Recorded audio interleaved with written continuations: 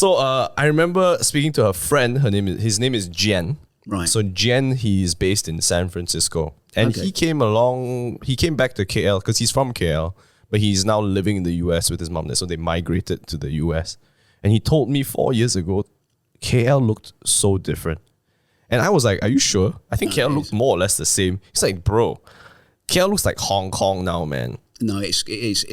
When obviously I've been coming here longer than 4 years. Yeah. But I did a quick little Facebook video yesterday when I was waiting to go to the political rally to see your friend TTDI. Anna Yeo. Our friend Anna. Well, she was on your like on your yeah. Buddy old. But when I first used to go through there, up until about 10 years ago, that was hawker stalls where I was taking that little video from. You'd come out off the train, and then you'd walk past the hawker stalls, and then you'd be out in Sambanthan Road, the main road. Sambanathan, yeah. Now they're going to build a huge shopping mall there. See what I mean? But it's a definitely a Malaysian thing. Shopping malls are definitely but that does get a little bit of footfall. I will admit that does get footfall. TTDI, yes, Yeah, but yeah. I think if you look at KL as a whole, especially when you do drive around, Yeah. legit, I feel like it is a tunnel of buildings. Oh no, they are putting up high rises all over the place. Do you feel that? Like when you're driving right along highways? And I only just thought about this after speaking to Jen. He was saying how, bro, like KL looks like it's Hong Kong now. And it's because he used to go to Hong Kong a lot. And I didn't really put two and two together until after he said that. And when I was driving, I realized like I am being like surrounded by high rises, condos, malls, and office buildings. And it really does feel as if everything is just enclosing. I don't know. And he was saying how it's just so packed now. Yeah, it's a shame. It is a shame if you've got 2 or 3 level storied shops. That's and all right, houses. I feel. Yeah. But when you just got loads and loads and loads of high rise buildings, and everyone says it's the second highest in Asia, it's going to be the highest in Asia, yeah. and it's like some kind of a competition. Yeah, to build Right. big buildings, and you think, well, what's the point? There is no point. There is no point. No, I don't. I mean, unless you really have a high density population and you really have got people who want to live in them, and it's a necessity.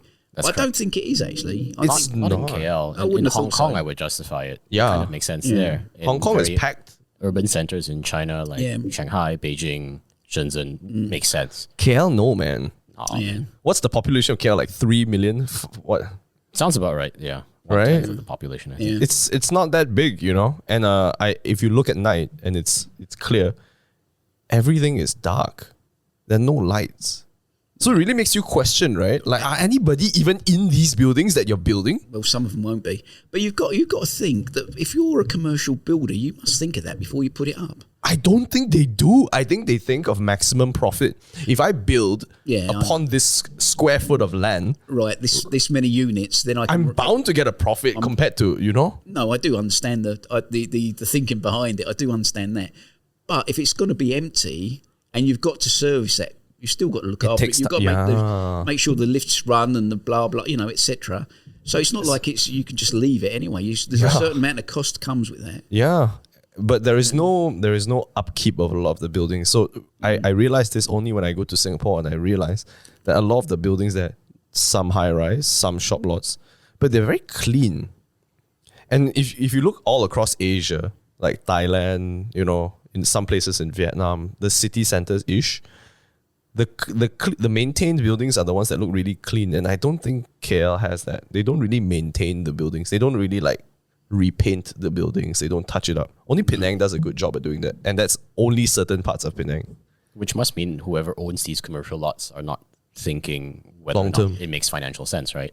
Well, Because if you're going to put millions and millions and millions into surely building up, you should think about it. You would have thought at that. Yeah. I mean, it's not like you and me getting, saying, well, how much money have you got? We'll just pull it together. Yeah, and we'll make a garden shed.